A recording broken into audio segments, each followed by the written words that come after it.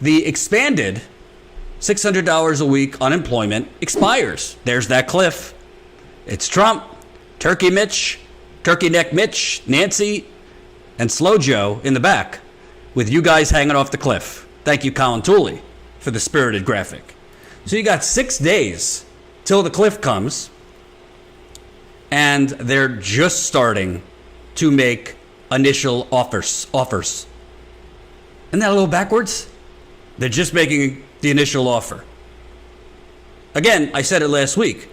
If this were a matter of bailing out the banks, bailing out the oil companies, bailing out the pharmaceutical companies, bailing out the defense industry, it could be done in a day. Because when it's a matter of the real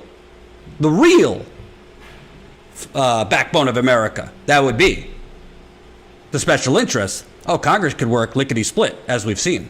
But for working people who are hanging off a cliff in 6 days, the first offer is coming this week. And that offer, apparently from Republicans and Steve Mnuchin, is to incentivize businesses to bring people back to work safely with payroll tax cuts, which literally are not even real tax cuts. Look at this. Dave Dayen of the American Prospect tweeted, "The administration is eyeing structuring a payroll tax cut in the legislation as a deferral rather than an outright cut, which would keep down the technical costs of the overall bill, according to the person briefed on the package who spoke on the condition of anonymity to discuss private deliberations. Such a deferral could require Americans to pay back the tax cut at a later date. So let's get this straight, okay?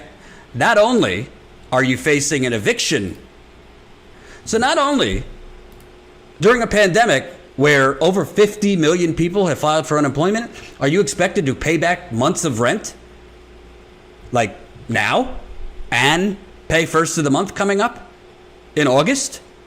Literally, you're going to have mass evictions if something isn't done immediately in the form of a continuation of the moratorium on rent. And frankly, just cancel the rent. Who in their right mind thinks millions of working people unemployed are going to have the funds to back pay thousands and thousands and thousands of dollars? What world are these people living in?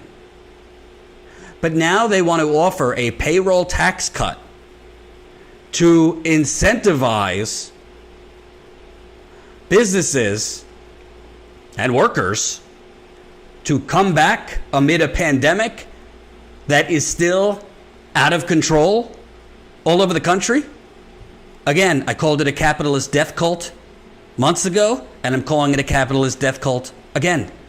It is not safe for people to return to work. A payroll tax cut that you have to pay back later is not an incentive. It's just a delayed economic death sentence. People could not back pay rent and then back pay their tax cut.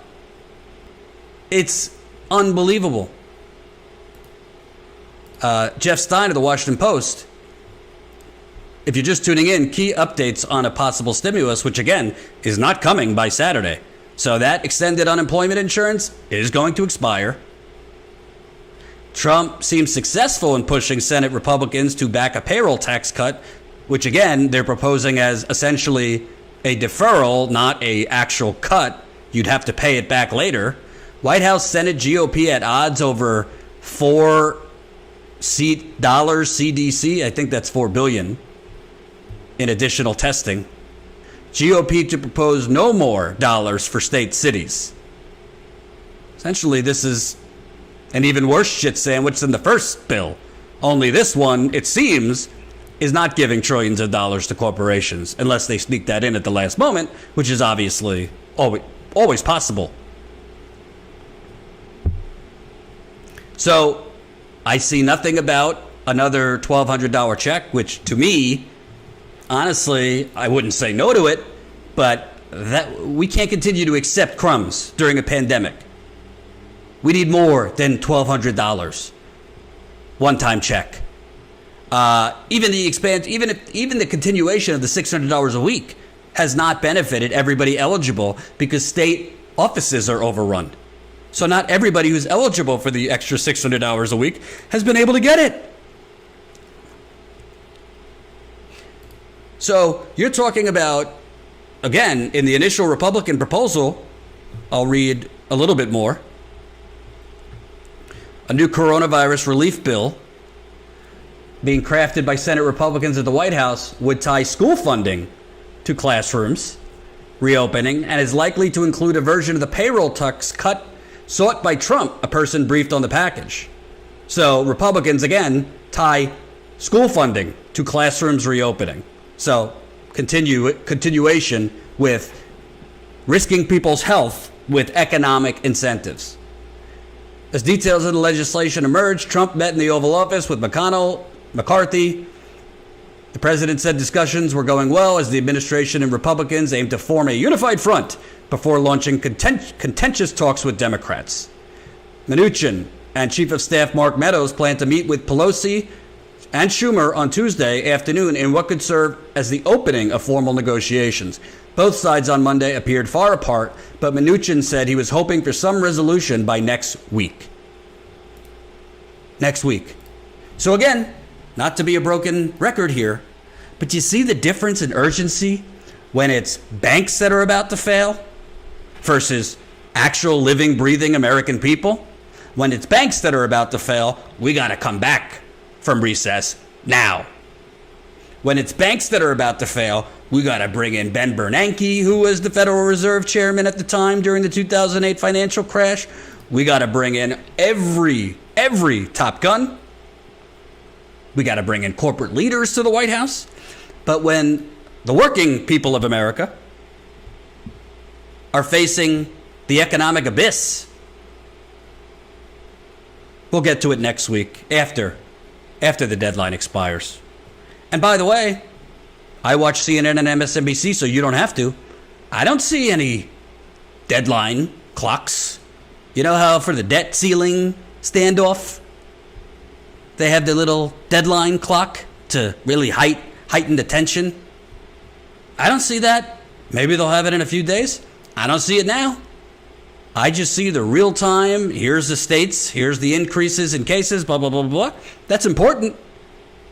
But I don't really see much discussion about you. I don't see much discussion about all the people facing eviction, mass homelessness that's about to pop up, landlords trying to force their tenants to housing court, people without health care right now. Where's the pressure on McConnell and Pelosi to have done this weeks ago? Where's the pressure on these politicians? Oh, well, if your inaction is going to cause these people to be facing eviction, should we start asking about your health care? Your government-run health care? Your benefits? Should you do without while we do without?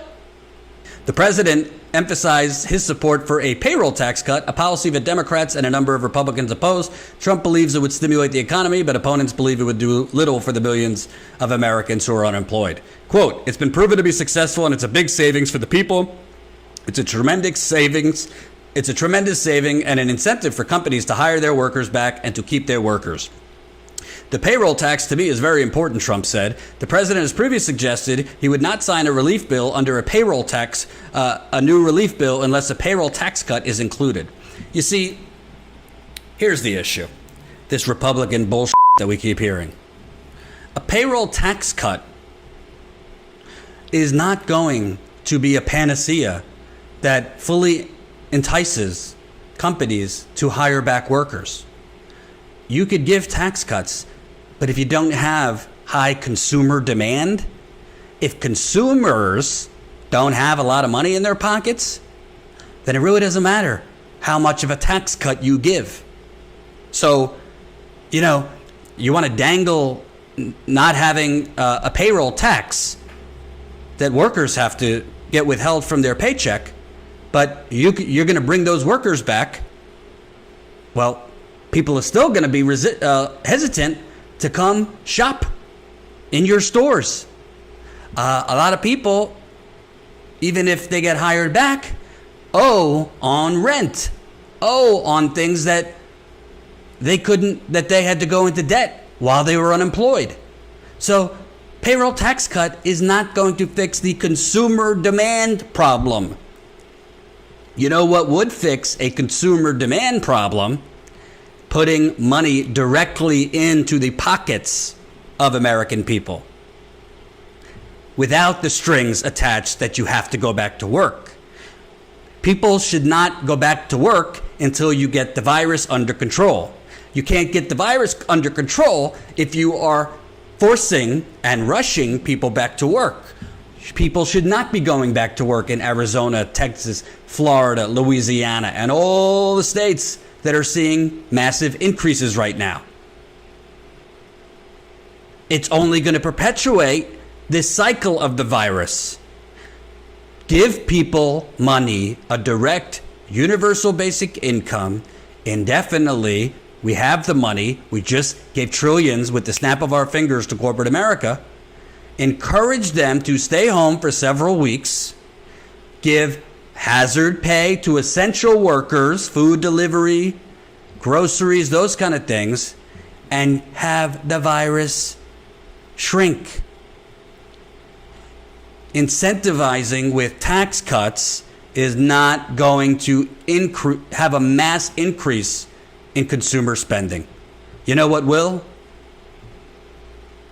Dramatically shrinking positive COVID cases, giving people the security that they could go out and shop, go out and be around people.